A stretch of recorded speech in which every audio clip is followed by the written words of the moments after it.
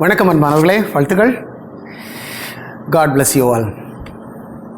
இயேசுவின் சிலை லெபனானில் யூத இராணுவத்தால் உடைக்கப்பட்டது. சரியா தவறா என்கிற கோணத்தில் இந்த வீடியோவில் ஒரு சிந்தனை. யூத இராணுவ வீரர்கள் லெபனானில் ஒரு கிராமத்தை பிடிக்கும் பொழுது அதில் அவர்கள் கண்ட அந்த இயேசுவானவர் சிலையை அவர்கள் உடைத்து எறிந்தார்கள். அது உண்மைதான். ஒருத்தர் உடைக்கிறாரு, இன்னொருத்தர் ஃபோட்டோ எடுக்கிறாரு. இஸ்ரேல் அரசும் அது ஒத்துக்கொண்டது. ஆமாம், எங்களுடைய சோல்ஜர் தான் அப்படி பண்ணியிருக்கிறாங்க அப்படி என்று சொல்லி தங்களுடைய இராணுவ வீரர்கள் செய்த விஷயத்தை அவர்கள் ஒத்துக்கொண்டார்கள். இந்த விஷயத்தை பார்த்து யூத பிரபலங்கள் மன்னிப்பு கேட்டுக்கொண்டது. கிதியோன் சார் அவர்களும் பகிரங்கமாக மன்னிப்பு கேட்டிருக்கிறார்.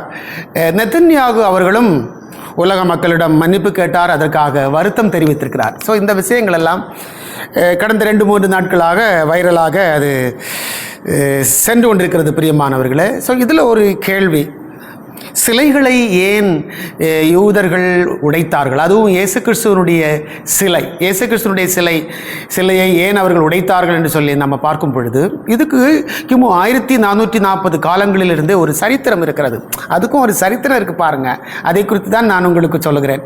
மோசே இஸ்ரவேல் மக்களை எகிப்திலிருந்து வழிநடத்தி வந்த காலங்களில் கர்த்தர் மோசேக்கு ஒரு பெரிய கட்டளையை கொடுத்திருந்தார். அதாவது சிலைகள் உருவாக்கக்கூடாது, சிலைகளை வணங்கக்கூடாது.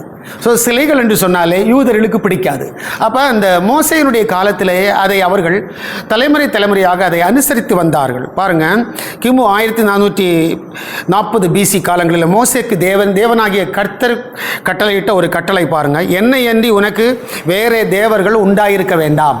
அப்படின்னா வேற தேவர்கள் பூமியிலே உலாவி கொண்டிருக்கிறார்கள் என்கிறது தான் அதனுடைய அர்த்தம். அதனால தான் தேவனாகிய கர்த்தர் அதை திட்டவட்டமாக சொல்லுகிறார். என்னை அன்றி உங்களுக்கு பூமியிலே வேற தேவர்கள் உண்டாயிருக்க வேண்டாம். மேலே வானத்திலும் கீழே பூமியிலும் பூமியின் கீழ் தண்ணீரிலும் உண்டாயிருக்கிறவைகளுக்கு ஒப்பான ஒரு சொரூபத்தை ஆகலும் யாதொரு விக்கிரகத்தை ஆகலும் நீ உனக்கு உண்டாக்க வேண்டாம், நமஸ்கரிக்கவும் வேண்டாம் அப்படி என்று சொல்லி இஸ்ரவேல் மக்களுக்கு கர்த்தர் திட்டவட்டமாக சொல்லியிருந்தார்.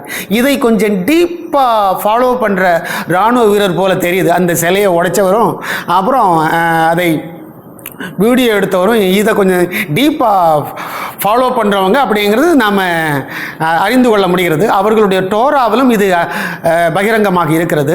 மொத்தத்தில் யூதர்கள் சிலைகளை ஒருபோதும் நமஸ்கரிக்க மாட்டார்கள். நீங்கள் நேபுகாத்நேச்சர் காலத்திலேயும் பாருங்கள், யூதர்கள் சிலையை வணங்கணும் அப்படி என்று சொல்லும் பொழுது அவர்கள் வணங்கவில்லை.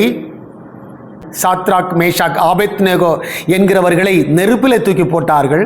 அப்பொழுதும் அந்த சாவுக்கு மஞ்சாமல் அவர்கள் அந்த சிலைக்கு முன்பதாக மண்டியிட்டு வணங்கவில்லை என்று நாம் பைபிளில் நாம் பார்க்க முடியும். ஸோ அப்பேற்பட்ட ஒரு தீவிர உணர்வு உள்ளவர்கள் போலத்தான் தோணுது.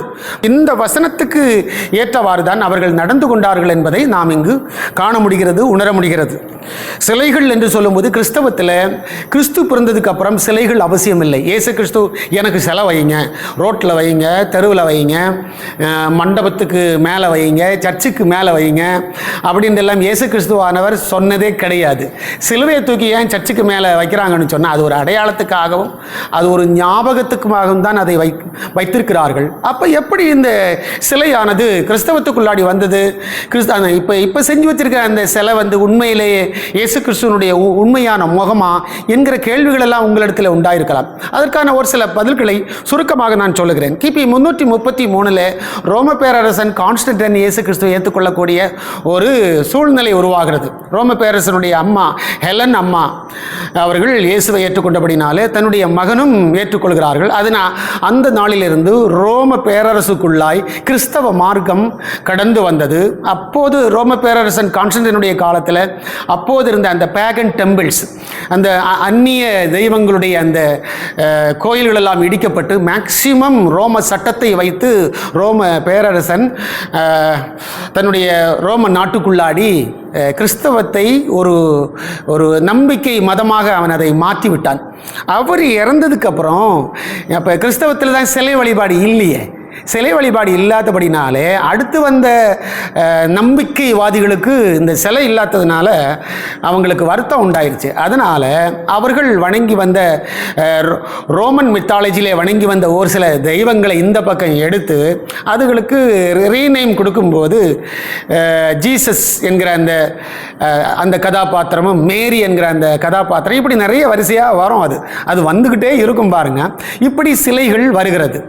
மொத்தத்தில் ஜீசஸ் சிலை என்று சொல்லும் பொழுது அது இப்பொழுது நாம் பார்க்குற அந்த முக உருவமானது உண்மையானது அல்ல, அது ஒரு கற்பனை தான். எப்படி அதை கற்பனை என்பது நான் உங்களுக்கு சொல்லுகிறேன். கிறிஸ்துவனுடைய முகத்தை கற்பனை பண்ண ஆரம்பித்தார்கள். அப்போ 6ஆம் நூற்றாண்டில் கிறிஸ்துவனுடைய முகம் எப்படி கற்பனை செய்யப்பட்டது என்று சொன்னால் தாடி இருக்காது, மீசை இருக்காது. அப்படிப்பட்ட ஒரு கற்பனை உருவத்தை அவர்கள் கற்பனை செய்து கொஞ்சம் காலம் வழிபட்டார்கள். இது கிபி 6ஆம் நூற்றாண்டு. பியர்ட்லெஸ் ஃபிகர் ஆஃப் ஜீசஸ் என்று ஆங்கிலத்தில் அது இருக்கும். பியர்ட்லெஸ் ஃபிகர் ஆஃப் ஜீசஸ்.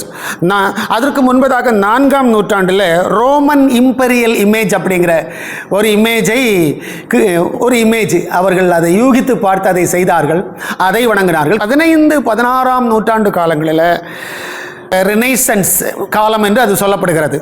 மறுமலர்ச்சி காலம், கிறிஸ்தவ மறுமலர்ச்சி காலம் என்று சொல்லப்படுகிறது. அப்போ அந்த டைமில் ஆர்டிஸ்ட், அப்போ ஏன்னா கேமராலாம் கண்டுபிடிக்கப்படாத காலம் 15ஆம் நூற்றாண்டு 16ஆம் நூற்றாண்டெல்லாம். அப்போ அந்த காலத்தில் ரொம்ப பெரிய ஒரு ஆர்டிஸ்ட் இருந்தார். அவர் ரொம்ப ஃபேமஸ் ஆர்டிஸ்ட், லியோனார்டோ டாவின்சி. உங்களுக்கு எல்லாரும் தெரியும் அவரை பற்றி. சரித்திரத்தில் அவர் ஒரு பெரிய ரெக்கார்டிஸ்ட் அவர். ஸோ அவர் என்ன பண்ணுறாரு, ஏகப்பட்ட முக உருவங்களை வரைகிறார், நிறைய அவர் வரைகிறாரு. அவர் வரைந்த படங்களில் அந்த லாஸ்ட் சப்பர் அப்படிங்கிற அந்த உருவம் அது எல்லாரையுமே கவர்ந்து இழுத்தது. கடைசியாக இந்த திருவிருந்துக்காக இயேசுவானவர் தன்னுடைய 12 சீடர்களோடு கூட சேர்ந்து கொண்டார். ஒருமித்து பந்தியில் அமர்ந்திருந்தார். அதை தத்துருவமாக கற்பனை செய்து லியோனார்டோ டாவின்சி அவர்கள் அதை வரைந்திருந்தார்கள். அதை ரோம் ஒப்புக்கொண்டது. ரோமில் ரொம்ப அது பிடித்தமாக இருந்தபடினால அதை பரிசாக வழங்கினார்கள். அதை பெற்றுக்கொண்டவர் பிரான்சினுடைய அதிபர் பிரான்சிஸ் அவர்கள் அந்த 1533 காலங்களில் அதை பெற்றுக்கொண்டார்கள். இன்றைக்கும் பாருங்கள், அது ஃபேமஸ் பாருங்கள். அதிலிருந்து அவர் வரைந்த ஒரு சில ஜீசஸ் ஃபேஸ், அவர் ரொம்ப கோணங்களில் பல விதத்தில் அதை வரைந்தார்கள்.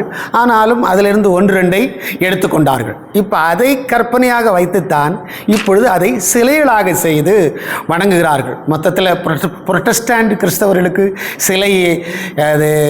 சிலை இருந்தாலும் அவங்க அதை பற்றி கண்டுக்கிறதுக்கு இல்லை, வச்சாலும் வைக்க வேண்டாம்னு சொன்னால் கத்தோலிக்க மக்கள் கேட்க மாட்டாருங்க. ஸோ இந்த கத்தோலிக்க மக்களுக்கும் புரொட்டஸ்டாண்ட் கிறிஸ்தவர்களுக்கும் இல்லை இடையிலேயே இருக்கின்ற ஒரு பெரிய ஒரு பிளவு என்னவென்று பார்க்கும்பொழுது இந்த சிலைகள் தான். ஏன்னா ஆண்டவர் தான் சொல்லியிருந்தானே, என்னை அன்றி வேற தேவர்கள் உனக்கு இருக்க வேண்டாம், நீங்கள் எந்த ஒரு சிலையும் நீங்கள் உண்டாக்க வேண்டாம், வணங்க வேண்டாம், நமஸ்கரிக்க வேண்டாம் என்று அவர்கள் தேவனாகிய கர்த்தர் ஆரம்பத்திலேயே சொல்லிவிட்டபடினாலே, இயேசு கிறிஸ்துவும் அப்படி சொல்லாதபடினாலே சிலைகளுக்குள் தேவன் இல்லை, தேவனாகிய கர்த்தர் தேவன் ஆவியாயிருக்கிறார், அவரை தொழுது கொள்கிறவர்கள் ஆவியோடும் உண்மையோடும் தொழுது கொள்ள வேண்டும் என்கிற அந்த வசனங்கள் இருக்கிறபடினாலே கிறிஸ்தவர்கள் அதை கண்டுகொள்வது இல்லை.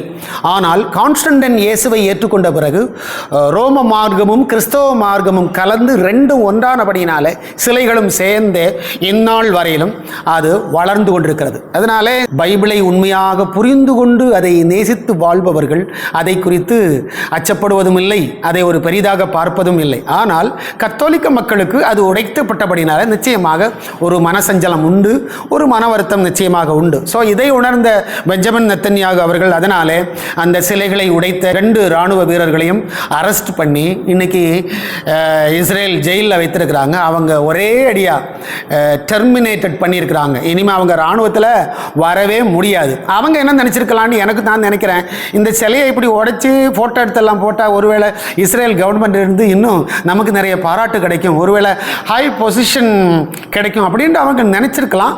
அந்த ஒரு இன்ட்ரெஸ்டில் தான் அவர்கள் அதை செய்திருக்கலாம், மற்றபடி வேற ஒன்றும் இல்லை. மொத்தத்தில் இயேசுவானவர் சொல்லும் பொழுது அவர் ஒரே ஒரு ஜெபம் மட்டும் பண்ண சொல்லிட்டு போனார்.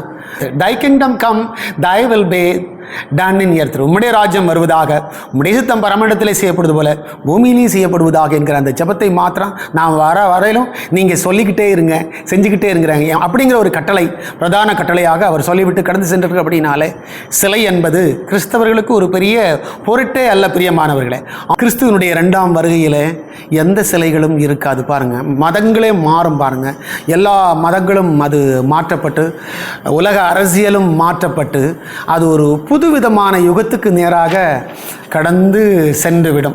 அது 1000 ஆண்டு அரசாட்சி. இப்படி தான் பூமியிலே அடுத்த நிகழ்வுகள், நகர்வுகள், தேவ அத்தியாயங்கள் மாறும் என்பதில் ஐயமில்லை. மொத்தத்தில் இஸ்ரேலர்கள் வந்திருக்கிறபடினாலும், அவர்கள் ஜெயமாய் நின்று கொண்டிருக்கிறபடினாலும், யுத்தத்தில் அவர்கள் இன்னும் சீறிக்கொண்டு நிற்கின்றபடினாலும், ஜெயத்தை பெற்றுக்கொண்டே இருக்கிறபடினாலும், தீர்க்க தரிசனங்களை நிறைவேற்றித்தான் பைபிள் கடந்து செல்லும் என்பதில் சந்தேகமில்லை. பிரியமானவர்களே, சிந்திப்போம். கிறிஸ்துவனுடைய 2ஆம் வருகை உலகம் நெருங்குகிறது. Thank you all. God bless you all.